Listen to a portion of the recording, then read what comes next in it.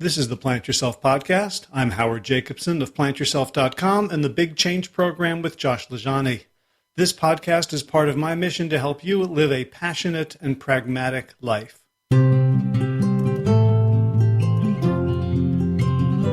So much to do, so little time. This is going to be a short introduction because I'm about to hop on a plane to go down to New Orleans to hang out with Josh, drive to Dallas, and maybe come back with a big announcement about the Big Change Program, but you'll have to wait and see, as will Josh and me. But today, prepare to fall in love with today's guest. His name is Phil Green. I met him down in Marshall, Texas at Health Fest last year. We've stayed in touch on Facebook, and we had a beautiful conversation about his transformation from kind of a good old boy Texas redneck. He's a mechanic for a living. He works on fixing military stuff. And he was eating himself to an early grave. Everything fried. If it wasn't fried, it was barbecued. And he had a host of health problems, from high blood pressure, high cholesterol, prediabetes, memory loss, heart disease, lethargy, you name it. He was miserable. And if you're a faithful listener to this podcast, I bet you can guess where this is going. And it goes exactly where you'd expect, to discovering a plant-based diet, transitioning, changing his health destiny, changing his life, losing over 100 pounds, turning into a runner. But it also goes into a beautiful and surprising direction. This ex-hunter, ex-fisherman found himself developing new relationships with the animals around him, whether it's stray dogs or a cow on a feedlot scheduled for slaughter. And that compassion translated into his relationship with himself, his relationship with his family, and really his relationship with the rest of the universe, including you and me. And it's such a beautiful thing to have a conversation with someone like this, whose heart is so big and wide and open, and who can talk to other people who are where he was and be a voice for compassion and enlightenment and a path out of misery and into health. So next week I'll be back with all the usual introductory stuff, but I got to run, so I'm going to leave you in real good hands. And without further ado, Phil Green, welcome to the Plant Yourself podcast. Well, hello. Thank you for having me, Howard. It's a pleasure and an honor. So let's jump right in. Can you let everybody know kind of, a little bit of who you are, where you live, what you do, and then we'll get into your backstory. All right. My name is Phil Green. I'm 45 years old. I live in Texarkana, Arkansas. It's a border city between Texas and Arkansas. I'm a heavy mobile equipment, military equipment mechanic. I've been doing that for 13 years, but I've been a mechanic for over 26 years. Gotcha. So you know how to look at something when it's broken and figure out how to fix it. Yes, I do. Most of the time. Okay, so that's a pretty good brief introduction. Now, tell us about your story. So you had some weight and health issues, I understand. Yes, I ever since I got out of high school, maybe even before, but I wasn't real heavy. I played baseball and kept pretty healthy. But I grew up eating the normal Southern diet, of course, of barbecue and everything. Anything that was vegetables was usually cooked in butter and had a lot of salt. Fried everything. Always plenty of people knew how to barbecue or fry anything, so we always had that. So I grew up that way, and when I stopped playing baseball and I started my career, I was single, and of course I didn't want to cook, so I ate out all the time, pretty much all the time, except for the times I would go to my parents and eat. And of course we always had bad food there. So my weight kept growing and kept going. And every once in a while I would start a diet and I would lose some weight. And of course I'd gain it back plus some every time. And, this just kept going through my 20s. And I did the Atkins diet just before I got married. I lost like This was in 2001. Between 2000 and 2001, when I was doing the diet, I lost about 65, 70 pounds and got down to a good size. And I thought, man, this is awesome. But, man, I mean, I felt horrible. I mean, I know you've heard stories about it before. Everything was greasy. Everything just didn't have any energy. But anyway, I got down to my weight in that. And of course, after I got married, I gained it all back. And after I had my son in 2004, I had gained all my weight plus some back. And I was like, oh, I want to be a good dad and be healthy. So I lost weight again. I did the Atkins again. And, of course, it was a combination of Atkins and starving myself. So and, when you did Atkins, and it clearly worked for the weight loss, but you felt horrible. Like what made you go off of Atkins? Was it just you wanted to feel good again, or you just felt like you were craving stuff that wasn't allowed? No, I would reach my goal, and then I was like, man, this is so hard to keep up. It's expensive and all that stuff. I'll just try to eat better.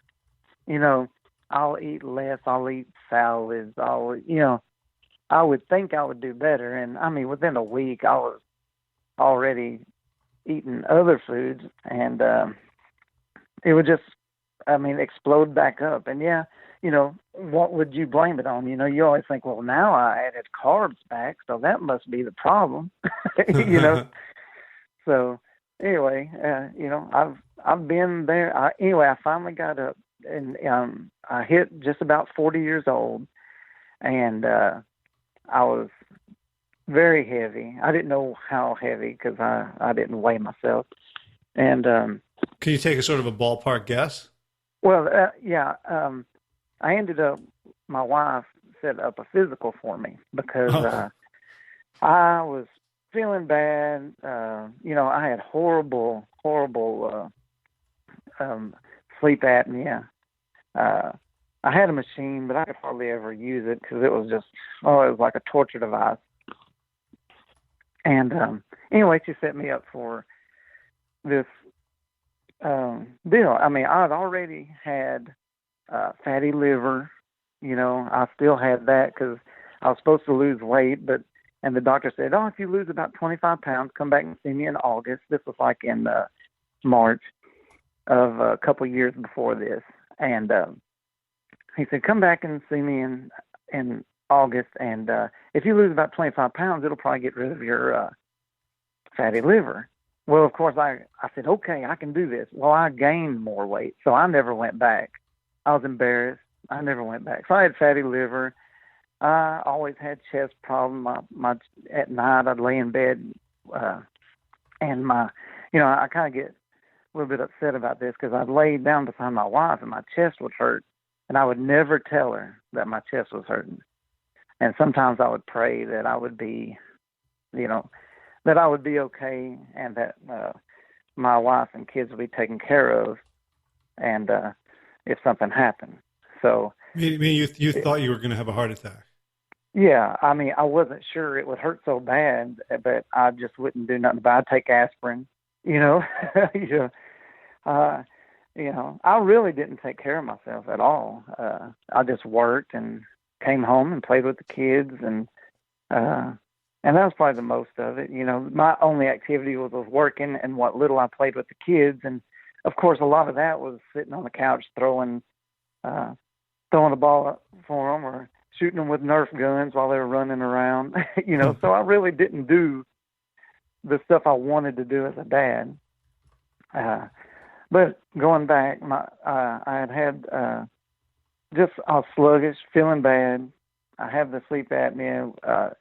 I had fatty liver. I was diagnosed with high cholesterol a couple of years before that, and I didn't take any medicine again. I was just like, I hated medicine. And you were prescribed the meds? Yes, but I never took them. They sat on my windowsill for 2 years. I never took them.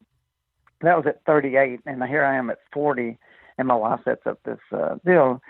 Some of the reason is I knew I had a blood flow problem because I was starting to have, let's say, a couple of problems in the bedroom, So she knew things were bad, and I knew things were bad, so she set it up, and I said, okay, I'll go.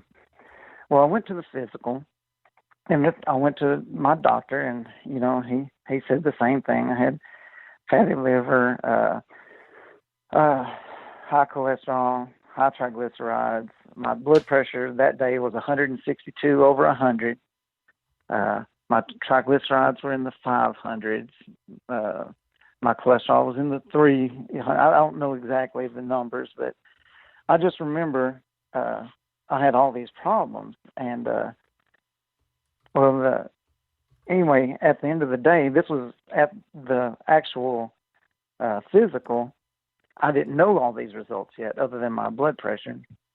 And but we knew these things from me going. And so that day I weighed 279 pounds and and I knew I had these problems. I didn't have the results yet, but before I left, he said, Phil, what is your biggest problem? What are you having problem with the most? And I told him, I said, my memory is horrible. I said, I'm really having trouble with memory. And that was probably the best thing I could have said, because a couple of days later, I get a call, and he set me up with a neurologist. And so I went to this neurologist, and she went and she got the results, actually. And she did a couple of scans and, this and that, just all that she's supposed to do. And she was like, yeah, it looks like you have high cholesterol, hypertension. You're pre-diabetic. You're having all these problems. And she said, she looked at me and she said, you're going to have a heart attack. She said, and if you live through the heart attack, you'll probably have to have a procedure, bypass or stents or, those kind of things. And I was like, wow. And she didn't play around. She was like serious. Mm-hmm. And I'm like, I came in here for my mind, but she's telling me this other stuff. And she said, yeah. And she said, then if you live through all that, you will probably have dementia. She said, more than likely have dementia or Alzheimer's. And so I'm sitting here and she's just like, telling me this stuff. And I'm like, it scared me. And,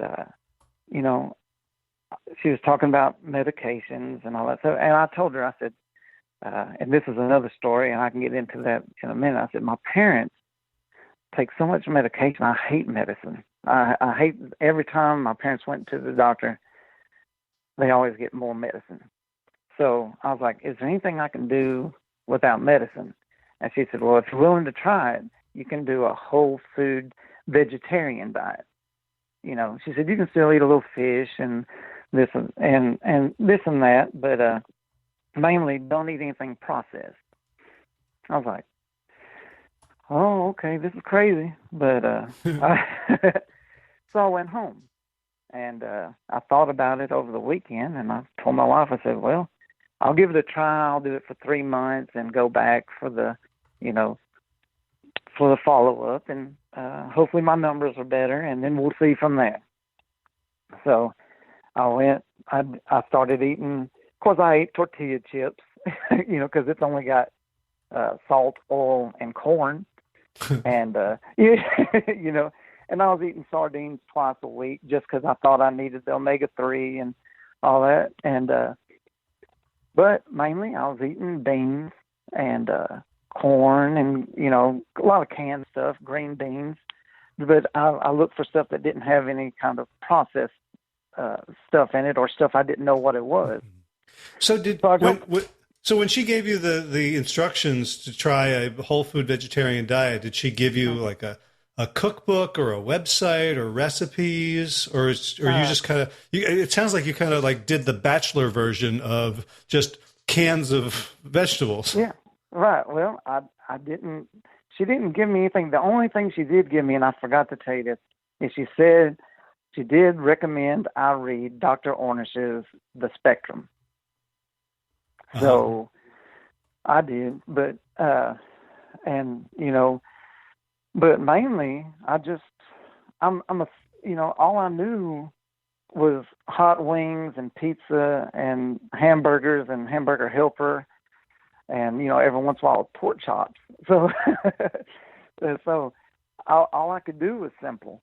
So, and I still do, but I mean, I started out that way with mainly beans. I would cook a big crock pot full of beans on Sunday, and I would eat them every day for lunch and dinner, and I ate oatmeal and fruit for breakfast. But also I would eat corn chips and tortillas, and like I said, I would eat like a little salmon or tuna not tuna twice a week, but sardines twice a week. And so I wasn't eating the best, but I was doing so much better that I went back 3 months later, and my hypertension was gone. My blood pressure was great.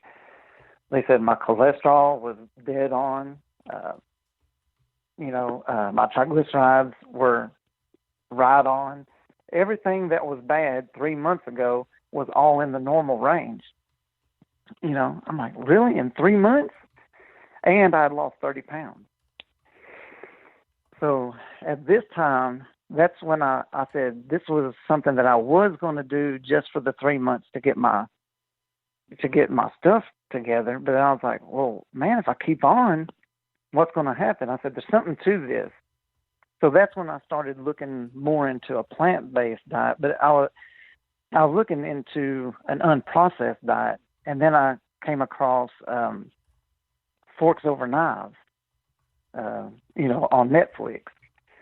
But first I'd watched Fat, Sick, and Nearly Dead, and I liked it, but I was like, man, juicing, that just seems like a lot of work every day, And so the very next night I watched, after Fat, Sick, and Nearly Dead, I watched Forks Over Knives.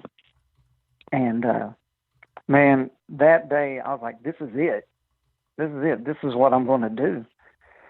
So I waited for a couple of days, and I went on a motorcycle ride, a 4-day motorcycle ride, and we went out of town, and I did my best, but it didn't work. I mean, I did my best, and I ate all vegetables, but some of it had butter and this. But on September 21st, 2014, we got back, and that's when I started. I said, I'm going whole food, plant-based, no oil. And from there, I'd already lost quite a bit of weight from February until September. But then once I cut out the oil and everything, it just started coming off. And I had, I'm trying to think, maybe March of the next year, maybe it had been a year and a month or a year and 2 months, I had lost 110 pounds.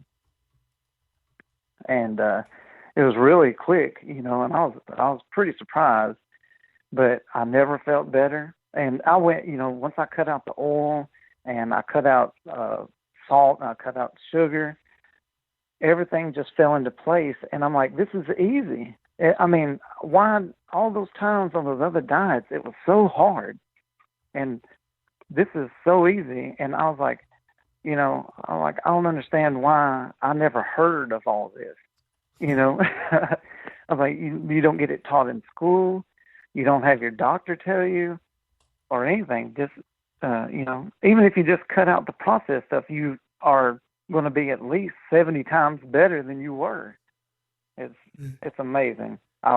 It was the best decision I ever made to go plant-based. Absolutely. Now, during this time, you're bringing your beans for lunch. You're working what I imagine is sort of a very masculine environment. Yes. Did you get comments or challenges from your coworkers? Oh, yeah. Well, to tell the truth, at first I was just eating the beans and the rice, and you went to the microwave, which there's a lot of people. I mean, there's a lot of people where I work. There's several thousand people where I work, and there are a lot of them are mechanics, and in our shop we're all mechanics. So, yeah, I mean, they were like, "Hey, man, where's the meat?" And then I tell them, "Oh, man, I'm just eating beans." So I did this for quite a while, until I couldn't hide it no more because my clothes were fitting loose, and people were asking me if I actually had people come up and ask me if I was doing drugs. Uh, but once I finally said, "Hey, this is what I'm doing," yeah, I got quite a ribbon, quite a bit. They, you know, but they were like, "Oh man, I could never do that. I could never go without meat or cheese. Really, you don't eat cheese?" And of course, they always like, "But you can have chicken, right? Chicken's not meat."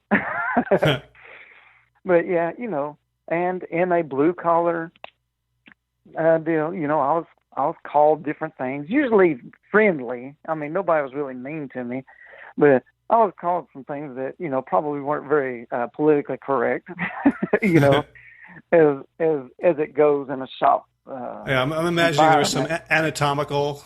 Yeah, yeah. Yeah.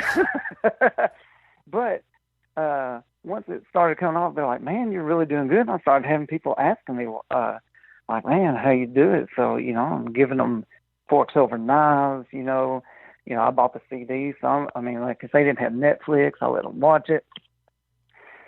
Now, unfortunately, because of where I live, I haven't converted as many people as I would like. And, but, I let people do their own thing. But when somebody's feeling bad and has problems with, say, diabetes or something like that, if they ask me, I will go into great detail to give them information. And I have I got a little cheat sheet that I have that I write down all the stuff for everybody. And but yeah, I got rode pretty hard there at the first. But once everybody started seeing all the results, there was nothing that I could, that they could say that, they just kind of stopped saying stuff. They're like, mainly it was like, "Wow, man, that's amazing." They're like, one guy, he always says this, and he says, "Phil, you are an oak. You are an oak tree." He says, you never falter." He said, "I'm amazed at your willpower." And, when he says that, he says it quite a bit. And I'm like, to me, I'm like, it's not that hard. It's, I just, in my setting, yeah, there's a lot of comments, and there's still comments, but they're all made in fun. And you would think in that setting that it would be a little bit worse, but it was at first, but it's gotten a lot better. And I know I'm rambling on, but No, this is interesting stuff, because I know, I know a lot of men whose fear of what their mates would say, their buddies at work or at the bar, or I know you're an avid biker. Yes, I have. Your fear of what they might say, it would actually sort of like paralyze them. They'd rather like take on the risk of a heart attack or stroke or dementia than get a ribbing. Like it's real, I see that all the time at work. I tell people I've got, and I don't know if he'll probably never hear this, but if he does, I don't care. I've got a workmate, my partner, right, that works with me. He has sleep apnea. He has diabetes. He just has several issues, high blood pressure and all that stuff. And I try to talk to him because we talk every day. Now, don't get me wrong. He's been bringing beans and rice quite a bit lately, and he eats tons of fruit. Now, he says, "Man," and he's lost quite a bit of weight, but he still eats meat quite often. He was showing me the steak that he had this weekend, So it is hard, and it's hard for people to understand. That's, they're like, "You can eat, you don't eat any meat," or like I said a while ago, chicken or fish isn't chicken and fish. That's good. So the main deal is it's so hard for people to understand a plant-based diet, and you wouldn't think it would be. And I'm like, everybody I work with, they're all, man, they are pit masters, barbecue gods. They pride themselves in the meats that they cook, and they bring them up there and they share. And they're like, "Oh, here you go, Phil. Oh, never mind. You can't have this." I'm like, "I can eat whatever I want. I can eat whatever I want." I said, "But I choose not to eat that." And but they mess with me. But like I said, nobody ever really gives me a hard time anymore. It's just funny how, like, whenever, let's say we've done good, we've met quota, we've got this done or whatever. Well, they'll bring in barbecue, So I'm like, well, I bring my own lunch, which I do that every day. And other times they'll get pizza, So, on those deals I'm kind of left out, but I just bring my own stuff and I just eat with them and everything. It doesn't really hurt my feelings. And there have been 2 times that my bosses have actually bought me a huge, huge baked potato and be like, "Here, man," said, "I went out of my way to get this. I bought everybody else pizza and I went to this whole other place and got you this potato." And in those cases, I really appreciate it, because they didn't have to, because I always tell them, I said, "I don't want anybody to cater to me. I said, I'll do what I do, and, y'all do what y'all do." And right. so that, I kind of enjoy it. And people ask, I promise you, I talk about this at least, I would say, once a day. Somebody is asking me questions or mentioning something about my diet. And it still goes on. So, trying to think of it. So, I'm gonna cut out this pause. So I'm trying to figure out what. Okay, so what else changed in your life when you started adopting a plant-based diet? When you went, like in terms of, okay, so now you're bringing your own food. You're saying no to certain things. You're making, plant-based analogs. Like I saw on Facebook, you posted recently your dinner of like, hot wings and French fries, cauliflower and air fried. But in terms of, I don't know exactly, your culture or your views growing up, but has anything else changed besides the food you put in your mouth? Well, I do, I think about, like, all my friends are hunters, avid hunters and fishermen. And, I used to go, I never really hunted that much, but I fished a lot. And, ever since I've gone this, I haven't gone fishing. And I don't really care for the hunting aspect of anything anymore. I don't think anybody should kill anything just to eat, unless, I know this, some people may not like this, but unless it's life or death.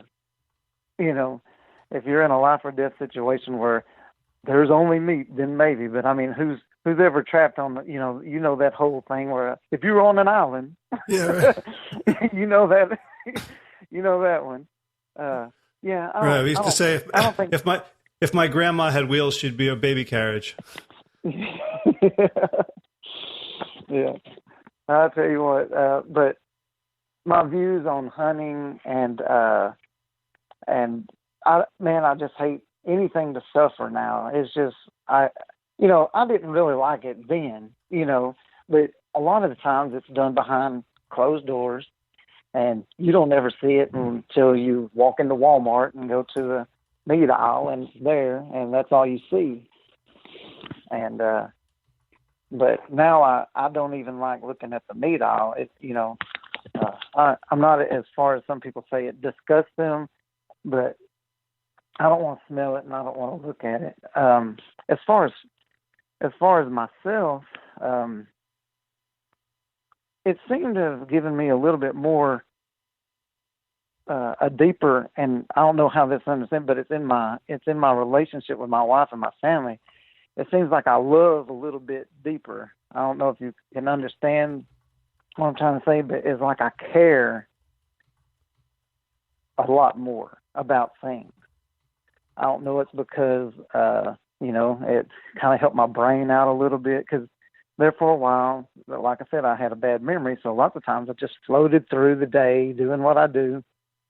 And now, with a little bit more mental clarity, I still swear I didn't. It didn't get me back to 100%, because my memory sometimes is still not that great, but I am a lot better than I was.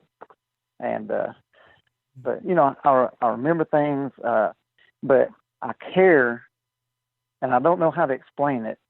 But it seems like I love my wife deeper and more, and I love my children more, and I care more about what we do. Trying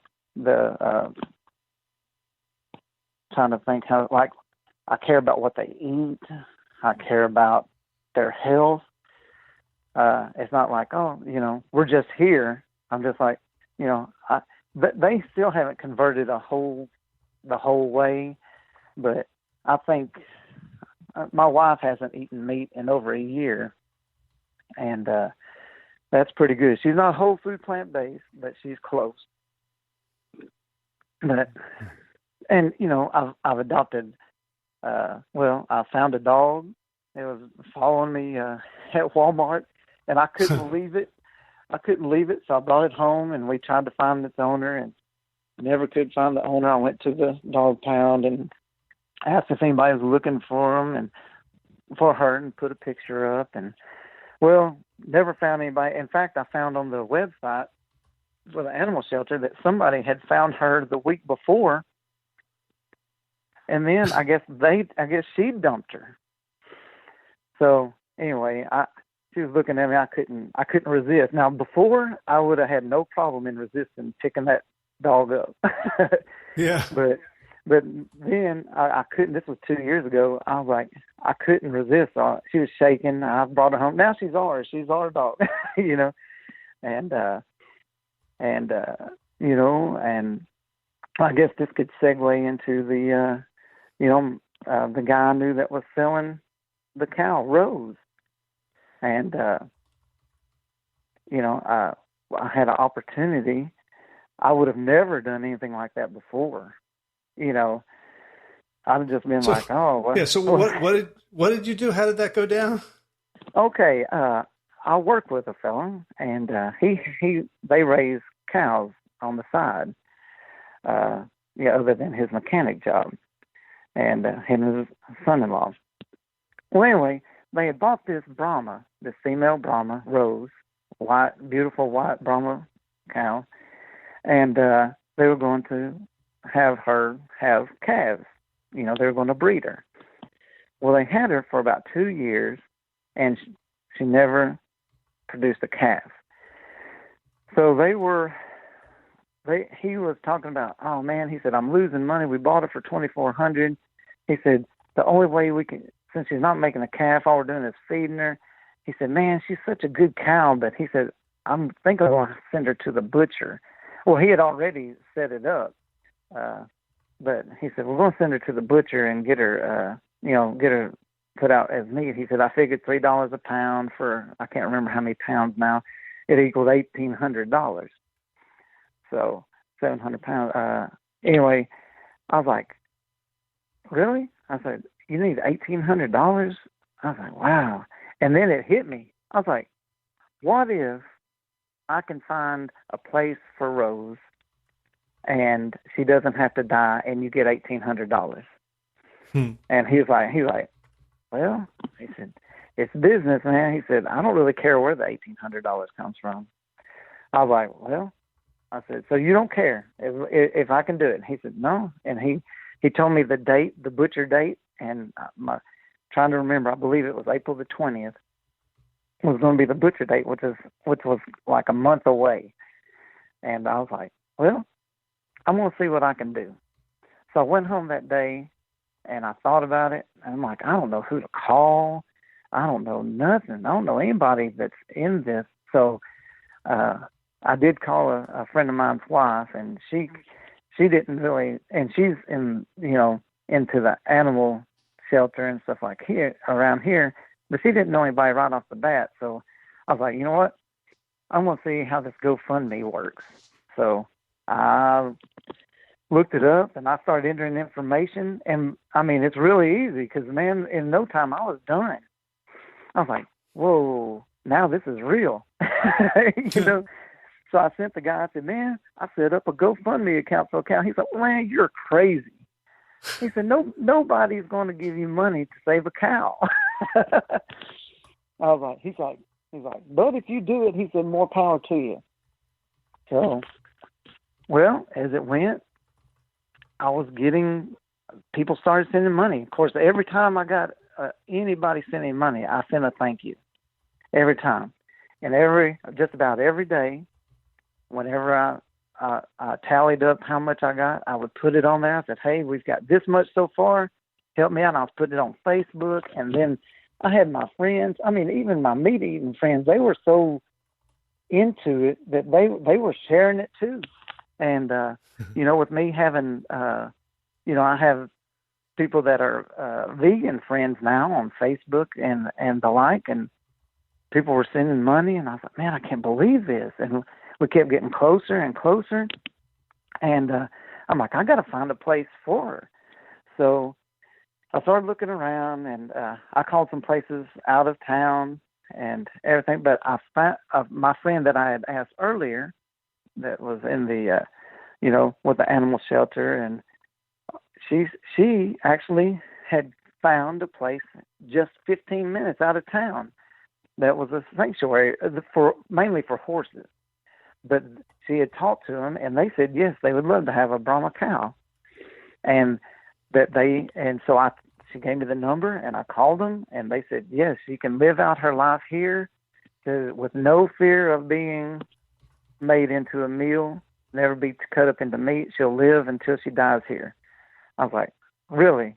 And they were like, yes. So I was like, okay, well, then you're the people. That's where she's going.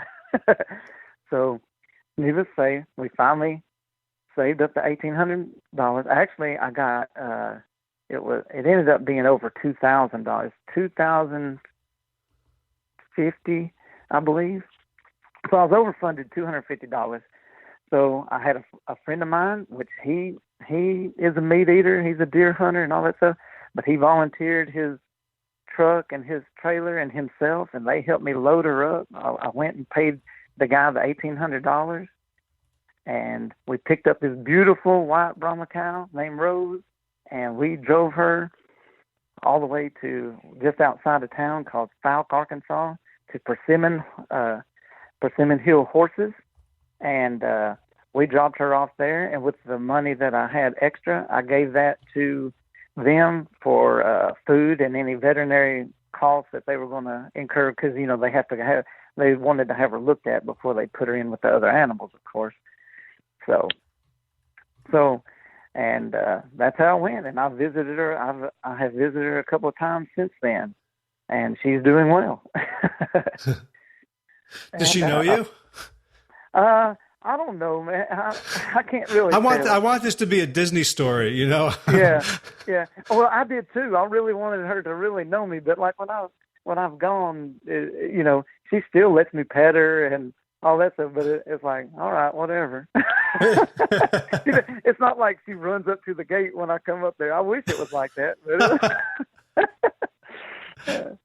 yeah. I mean, she doesn't understand commerce. No. But that's all right. All I know is I did it, and people are like, "Oh, are you going to start saving all the animals and stuff like that?" And I said, I save animals every day. I don't eat them.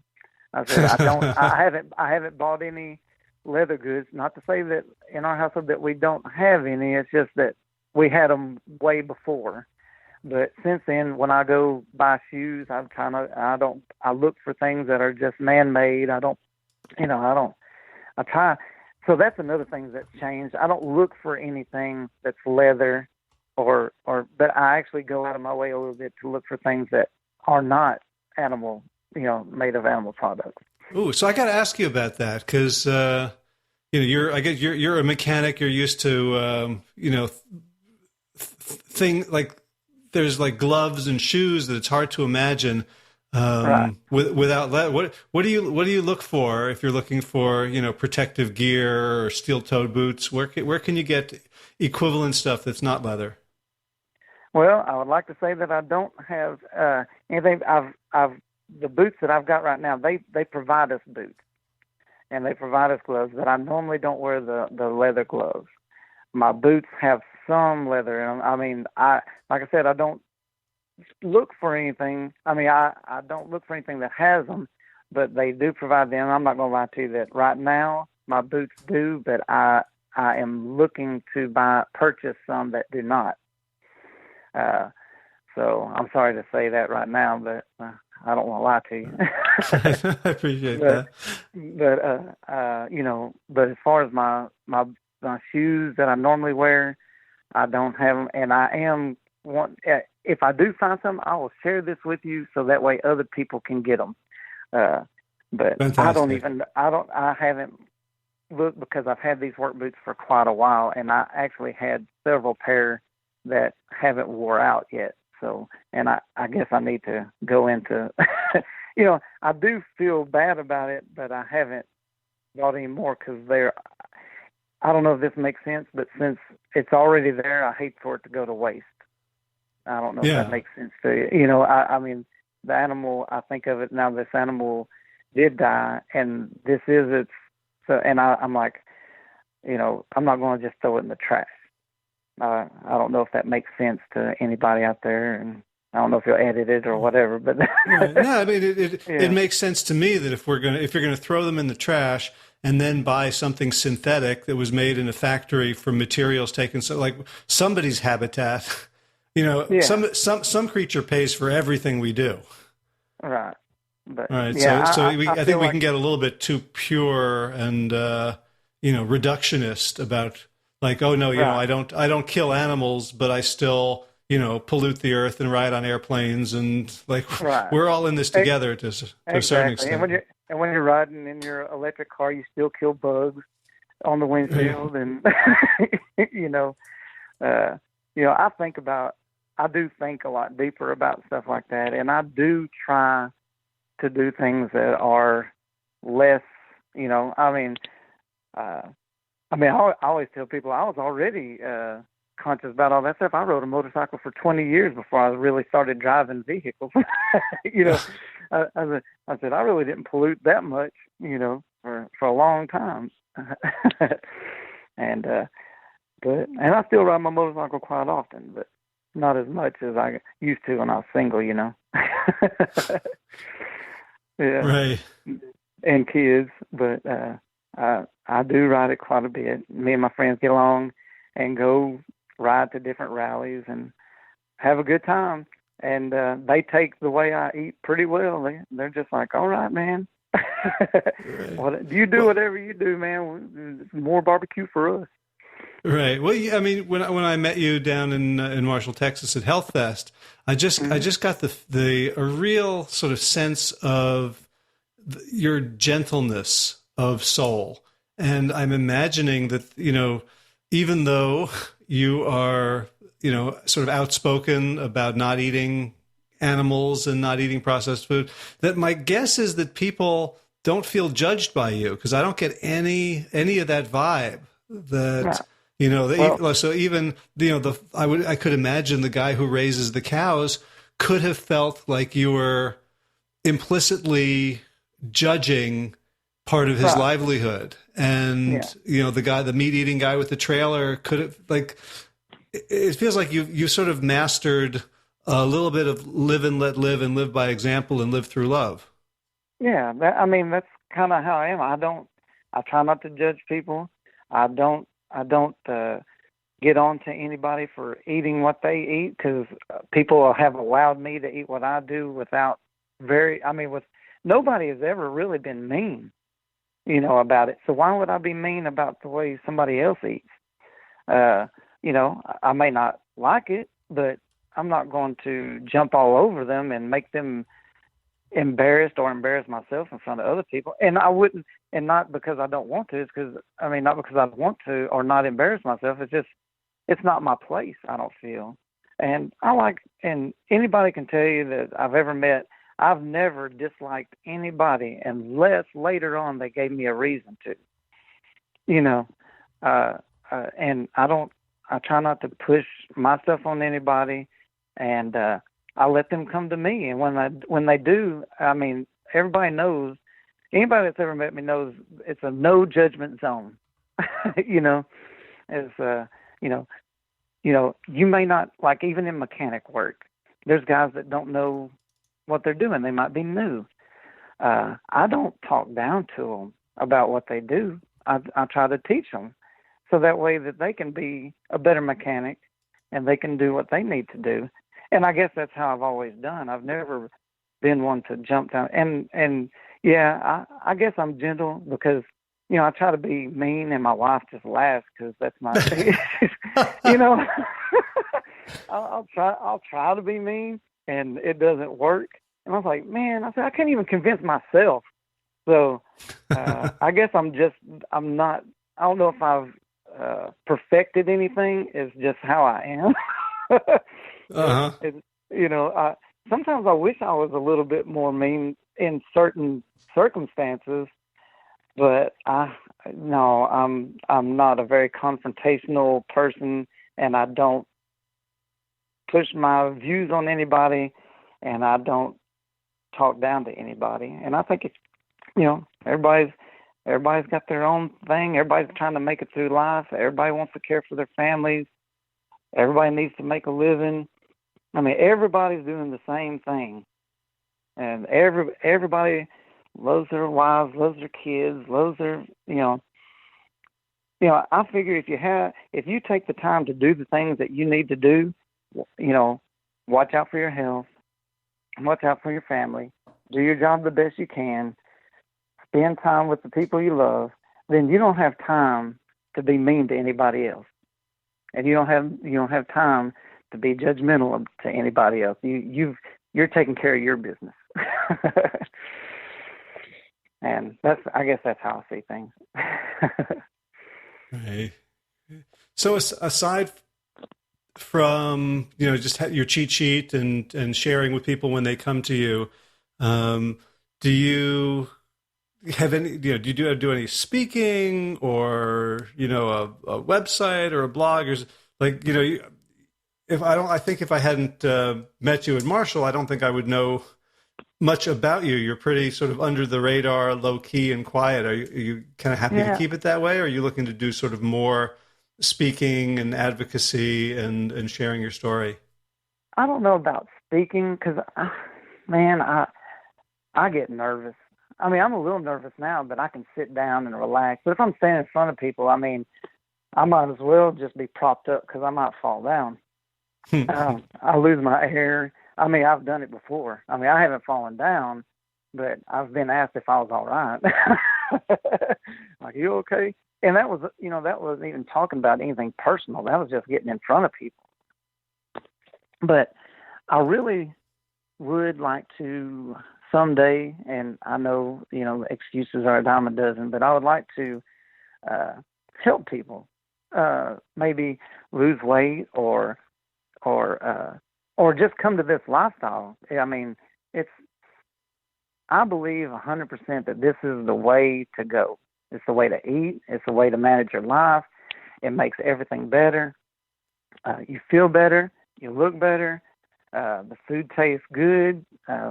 You can do more. I mean, I'm not a runner at all, but the last run I did, I got first place in my age group. At 40 to 49. And I don't even hardly train. I mean, there was for a while I was running, but, like if I know something's coming up, I try to sign up for 5Ks just so I'll do it because I'm not a runner. So I'm like, okay, if I sign up and pay the money, I might as well just go ahead and do it. So I 2 or 3 weeks before the race, I'll start running. And that's how I do it. I know it's not the best way, but 2-3 weeks, maybe a month, I might run some and then build myself up to where I can go 5K or a 10K. and then I do it, and then I may not run for a couple of months after that until I find another one that I sign up for. But as far as working out, people ask me if I work out, and I'm like, no. I said I walk every day. Now here's another deal where I'm weird at work. I have a 15-minute break in the morning, a 15-minute break in the afternoon, and a 30-minute lunch. So at every break, I go for a walk, and I walk the entire time. I've got little routes that I go, and I make sure that I'm back in 15 minutes, and so I'm not ever late. I don't get in any trouble, But in that whole big facility, there's hardly anybody that walks at all, and it's huge. I work at an Army depot. I mean, it's a huge place, plenty of place to walk, but you don't see very many people walking. At lunch, usually everybody's eating their chicken, and then they go out to the smoke shack and smoking cigarettes, and then everybody else, if they're not doing any of that, they're just sitting there staring at their phone. And that's how I started walking. Is I used to hang out with guys at work. Well, then everybody got smartphones, and they're just sitting there looking at phones, and nobody was talking to each other anymore. So I was like, well, since I don't have a lot of people to talk to, I'll just start walking. So that's what I did. I'm not saying everybody's on smartphones, but the majority of them are. So I'm like, why sit there and look at my smartphone and everybody else is, and then you're not doing anything? So I take that time to go walk, and then I walk sometimes in the evenings and on the afternoons, and so I get a good hour's worth of walking. It may not be all at the same time, but every day I get an hour's worth of walking in, and that's pretty much. And then whenever I sign up for a race, I'll start running. But, yeah, right. That's my other weirdness I do. Everybody looks at me funny about walking, but then you also have those that say, "Man, I need to go walking with you." And I was like, "Come on!" I said, "You can." And one guy walked with me one day, and then he kind of stopped going. I mean, like the next day, he was like, "No, man, I'm not going." Yeah. Yeah.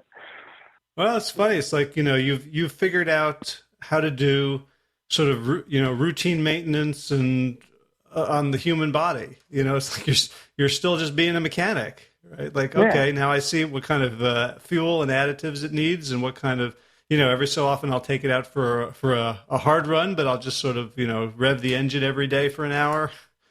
Yeah. And yeah. And I've actually put some of the things to mechanic knowledge. Like I was telling a guy who's got high blood pressure, and I'm not a doctor, and I don't even know if this is how it is, but it makes sense to me. I told him, I said, your heart is the pump, kind of like your oil pump. I said, it's pumping, and it has your normal pressure that it's supposed to have.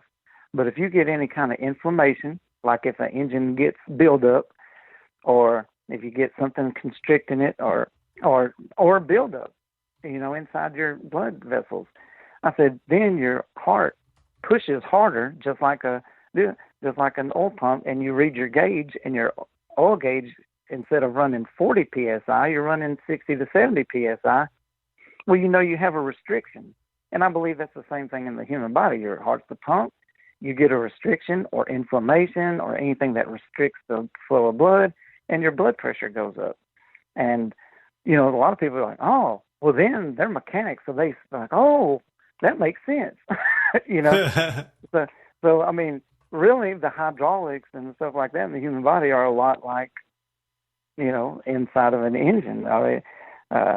I mean, maybe not a lot like it, but you can refer to it, and that'll make them kind of understand why they may have high blood pressure, because they're eating something that is fatty, high in cholesterol, or a lot of crazy stuff in it that causes inflammation, and it's restricting your blood vessels, and so therefore your heart has to, the pressure in your veins build up between the heart and the restriction, and they're like, oh, well, that makes a lot of sense.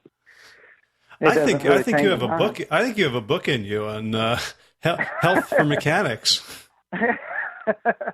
I love that. It reminds me of a conversation I had with Josh Lajani, who manages all the. He has a sewer company, and he was kind of explaining like what happens when you get these like huge amounts of fat deposits in the wastewater, and like what it does to pumps. Like, oh yeah, same as it does to us. Yeah, yeah. It's crazy when you start looking at it in real world ways instead of just medical. How it just makes sense. You know, like you see the one every once in a while, like you don't pour grease down your kitchen sink because it'll clog. So what do you think it does to your body? You know, I've seen that several times on Facebook, and I'm like, man, that does make sense. You know, Yeah. the real world stuff really strikes you more sometimes than a doctor telling you the hardcore medical stuff.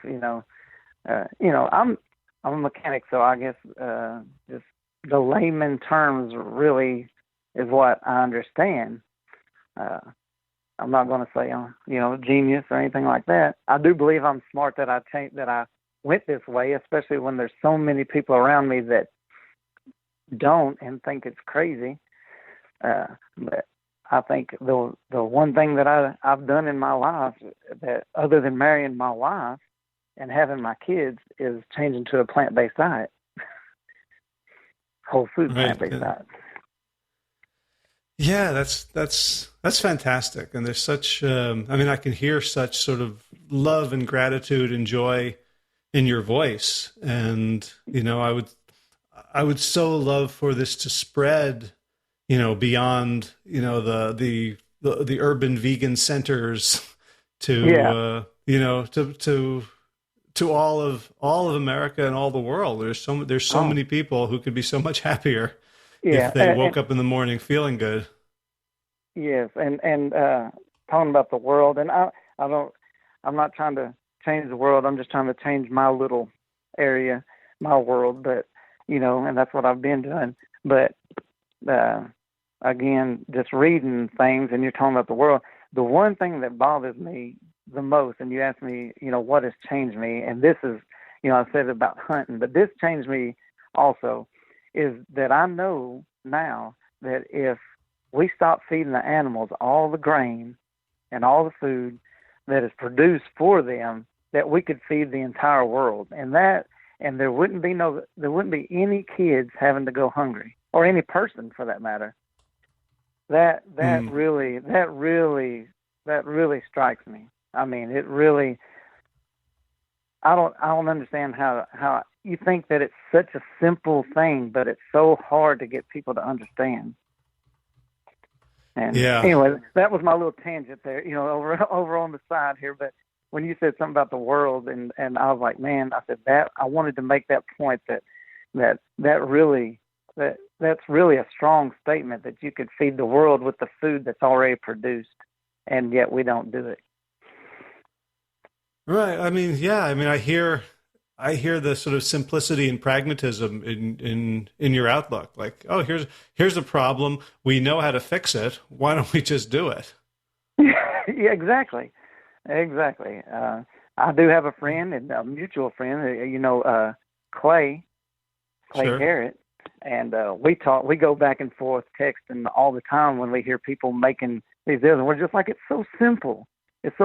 But we also understand that we were there too. So, we look at it from both sides, because, I was overweight. I had all these problems, and I didn't even know why. I was just like, my family had the problems, so I guess I'm going to have them. But I knew there was something else. And if you don't mind me going into this, my parents, I told you I was going into that. This is one of the reasons why I changed, because I knew the path I was going on. Because both my parents, well, my dad is deceased now. He died in 2014, just after I started doing the whole food plant-based. I'm sorry. And but for years, I'm talking about a decade of me having to go to the hospital, going to nursing homes, having to go help him because he fell and Mom couldn't pick him up, and he didn't want to call an ambulance, so I'd have to go drive across town and pick him up and put him in a chair.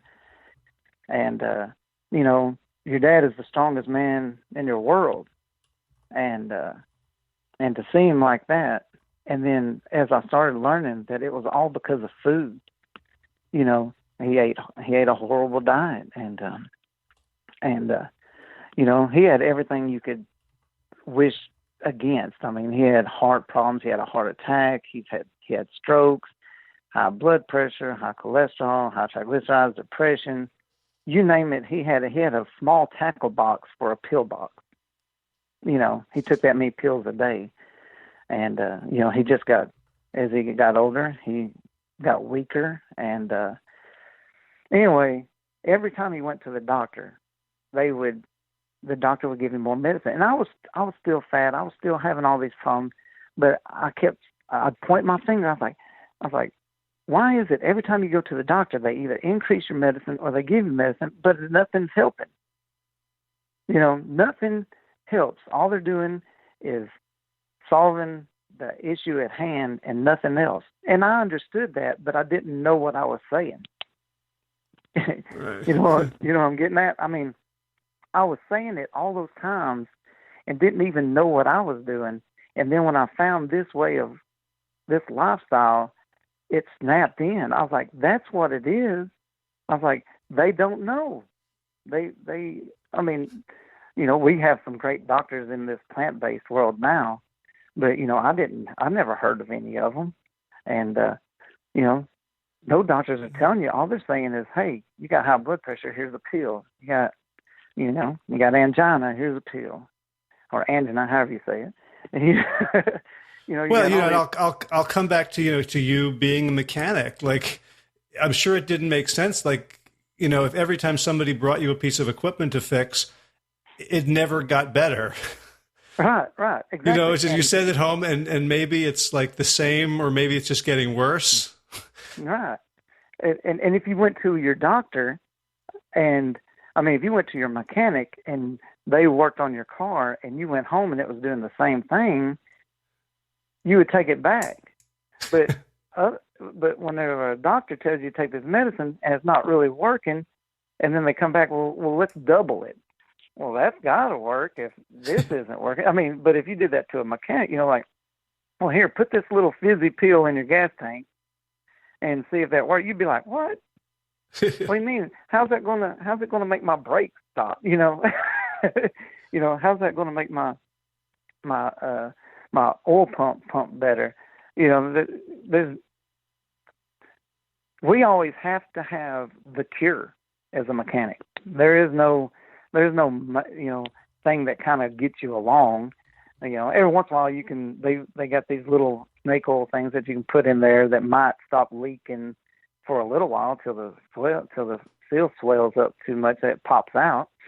But but that's only a temporary fix. I mean, it's not even a fix. It's just a Band-Aid. And you know, I don't understand why people let doctors do that when you know, it's their lives at stake. But their car, they'll put the best gas, the best oil, you know, the highest octane and the most expensive synthetic oil in it because they want it to last.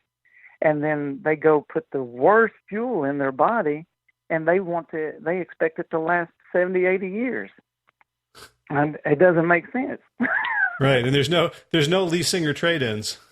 No, no, there's not. You're not going to be able to be like, yeah, I want another body. You don't get another one, you know? Yeah, you know. I'm reminded that, you know, I don't have like a bunch of loose skin, but I have loose skin and you know, all that stuff. And I realize what I did to my body, but I'm thankful, so thankful that, you know, I was not so hard-headed to give this a try. And it makes so much sense to me. I mean, as a mechanic and just as a person, you know, that, you know, nothing has to die for your food. And then also all the things internal, you know, you put the best fuel in, it's going to give you the best results. So it's just good all the way around for everybody. Beautiful. Phil, it's been such a pleasure connecting with you and hearing your story and really you know, grooving on your mechanic's perspective on the human body and on life. It's so, you know, sort of smart and clear-headed and just, simple to understand and follow. It's just Well, after wading through lots of sort of medical journals and research articles, it's really nice to hear common sense. Oh, well, thank you. You can say smart again because I don't get accused of that very often. Well, I'll ask our listeners to reiterate how smart you are in the comments. Also, if anyone who's listening to this knows a good place for the non-leather gloves and shoes, let us know in the comments or email me. Absolutely, that would be awesome because I've thought about it, but I haven't researched it. Man, I appreciate you letting me do this. It's a privilege. And man, if it helps just one person be like, hey man, this guy's a mechanic or he rides a motorcycle or anything, or man, I just got this problem and I don't understand why I got high blood pressure. Maybe I explained it good with the oil pump thing. I don't know. But whatever works, if it helps one person, that's awesome. I mean, even if it saves another cow, if somebody, yeah, let's do it. Hey, if you could send, I always get like a headshot of folks for the blog where your podcast episode appears. But if you could also send a picture of Rose, that would be awesome. Okay, all right, yeah, and I'll see if I can get that to you. I know I'm slow on the email. I mean, I know you experienced that, but I'll try to get it to you pretty soon. I like to think of it as deliberate. No, I'm just slow. All right. Well, as long as you keep winning your age group. Yeah, I'm going to keep on trying. Just every day, hopefully, I'll get my wife in there and she'll win one for hers. Man, hopefully one day, man, I want my whole family to embrace it. I don't know why. I have so much trouble getting people to just do it. I don't know why. My wife's closer than she's ever been, but I have the hardest time getting people to stick with it. I got a lot of people that'll jump in with both feet and do the best they can, and then I'll see them, I stop hearing from them, and I'll see them a month or two later. It's like, man, you still there? No, man, I was getting weak. I had to eat some fish, and I was like, man, you should have called me. One of these days, I hope maybe I can get out of this mechanic deal and maybe get a job where I can help people with their diets or their lifestyles or anything like that. But I don't have any kind of degrees. I'd have to go and do all that kind of stuff, I guess. But anyway, I try my best. Well, I think there's a lot of ways. There's a lot of ways you can help people without going and getting a degree. So if you want to talk to me about that offline, I would love to see you becoming a human plant-based mechanic. Well, man, I'll tell you what, that sounds great. Yeah, so, I don't even care. I don't even care if I make a lot of money. I just my life, and I know we're about to end, or we're already ending. But my life, I work as a military mechanic. Well, since I've changed this way, it bugs me that the machines I work on are also used to be in war. And you see where I'm going with that? It's not going against me because I know that we have to stay safe as a country, and I want to make sure that our soldiers are safe. And so right. I work on these equipment and make sure that they are top notch. But it would be great to work in something that I actually get to deal with people, not clients. I don't like it when people call clients. I want people. and be their friend and be there and root them on for something and actually get to be a part of something that makes somebody else better. And anyway, I think I think you have a talent for it, and you have a very welcoming spirit, and I look forward to seeing you figure out step by step how to make that happen. Well, I hope I can, man. I work long days, so I like to say, excuses are a dime a dozen, but man, I work a lot of hours. Right. Yeah, but one of these days, I'm going to make it happen. that I made this happen. I know that I can do more. So Right I on. will. Well, And contact me, or I'm I'll happy contact to. you. Uh-huh. Yeah, we'll contact each other and see what happens. Sounds good. And I'm happy to exploit you for some free labor for helping out with the Big Change program, or to kind of Oh, get you addicted to helping people in a more formalized way, and then the sky's the limit for you. oh, well, that would be great. And man, if I could drag somebody along, man, I know Clay Garrett, man, he would love. I'm throwing a name out there. He'd love it too, man. We could partner up if we had to. Yeah, and for folks who don't know, Clay is the guy who did my podcast logo. So the thing that no longer looks terrible on iTunes is due to Clay and his design skills. So he's another guy I'd love to put to work. Yeah, he's pretty awesome. All right. Well, Phil, thank you so much for sharing your story and for all you're doing. And give a big hug to Rose from me and all the listeners to the podcast. And be well. All right. And I do want to say, anybody that listens to this that gave to Rose, I want to sincerely thank you. Very, very much. And I'm sure she would too if she knew what was going on. I'm sure she knows. Even if Yeah. she's just playing hard to get, but she knows. Oh, yeah. Well, all right. Well, thank you, Howard. I really appreciate this opportunity. All right. Take care. All right. You too. Bye, Phil. If you enjoyed this episode of the Plant Yourself podcast, please subscribe and leave a review on iTunes. And information on how to do that is at plantyourself.com/review. And for more information about that Big Change program led by me and Josh Lajani, it's starting again in January, probably the second or third week in January, so coming up real soon.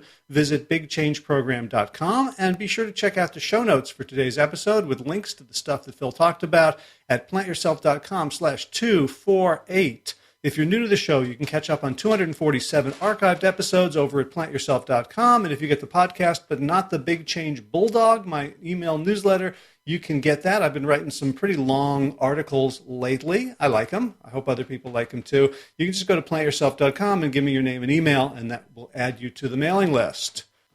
In garden news, I did some fun dumpster diving at the mall, and I got an entire pickup truck bed full of cardboard that I laid down and covered with wood chips. So in a year or two, those will be real nice beds if we manage to kill off all the Bermuda grass. In running news, I'm back to running. I bit the bullet. I bought a pair of Ultras. Sorry, Steven Sashin of Zero Shoes. My toe is hurting so much that I'm thinking of the Ultras kind of as these cushioned crutches. I got some Taurins. They're real thick padding, and it allows me to run without pain in my toe while it heals. On next weekend, I'll be running the Baton Rouge Marathon. Not going to try for any records, but look for somebody fun to pace for that race. A bunch of the missing chins are going down there. I'll be going down giving a talk on holism and reductionism, and it should be real fun. I'm hoping it'll be warmer. Today I went running. It was 10 degrees Fahrenheit. All right, it's time for the thanks. Thanks to Will Ridenauer for allowing me to use his beautiful song, Sabali Dawn, Dance of Peace. Check out willridenauer.com for more. And of course, thanks to all you Plant Yourself podcast patrons. Got a couple new ones, so let's see how it goes. Kim Harrison, Lynn McClellan, Anthony Disson, Brittany Porter, Dominic Maurer, Barbara Whitney, Tammy Black, Amy Good, Amanda Hathaway, Mary Jane Wheeler, Ellen Kennelly, Melissa Cobb, Rachel Barons, Christine Nielsen, Tina Sharf, Tina Ahern, Jan Filkanovsky, David Bizek, Mysterious, Michelle X, Elizabeth Feldman, Victoria Doleman, Ovalia Stoller, Alan Christensen, Colleen Peck, Michelle Andrew, Josina, Julianne Rowland, Stu Dolnick, Sarah Durkis, Rhymes with Circus, Kelly Cameron, Wayne Pedersen, Leanne Peterson, Janet Selby, Claire Adams, Tom Franzik, Jeanette Bedham, Gillis, Sarah David Donahue, Blair Seibert, Dorona Vizo, Gio and Carolyn Argentati, Jody Friesner, Ruth Ann Thunderberg, Misha Rosen, Roy, Michael Warbeck, the equally mysterious Tracy Z, Alicia Lemus, Rebecca Hughes, Val Linman, Rhymes with Cinnamon, Nick Harper, Stephanie Holmes, Martha Bergner, Nicole Ramsey, Susan Allen, Molly Levine, the Inscrutable Harry R., Susan Laverty, the Panda Vegan, Craig Kovic, Adam Sharf, Karen Burry, Heather Morgan, Ashley Corker, Kelly Machia, Deanne Norton, Bonnie Lynch of Plant Happy Oregon, Sabine Kurtzels, Nigel Davies, Marion Blum, Teresa Copel, Shell Ridledge, Julian Watkins, Breed O'Connell, Brian Sheridan, Shannon Hirschman, Kate Rolls, Linda Ayat, Julie Lang, Holm Hedegaard, Isa Tuzenwa, Connie Hainline, Aaron Greer, Alicia Davis, Elvira Lael, Heather O'Connor, Carolyn Jensen, Sherry Orlikoski of Plant Powered for Health, Karen Smith, Scott Morani, and Karen and Joe Crabtree. for your generous support of the podcast. That's it for this week. As always, be well, my friends.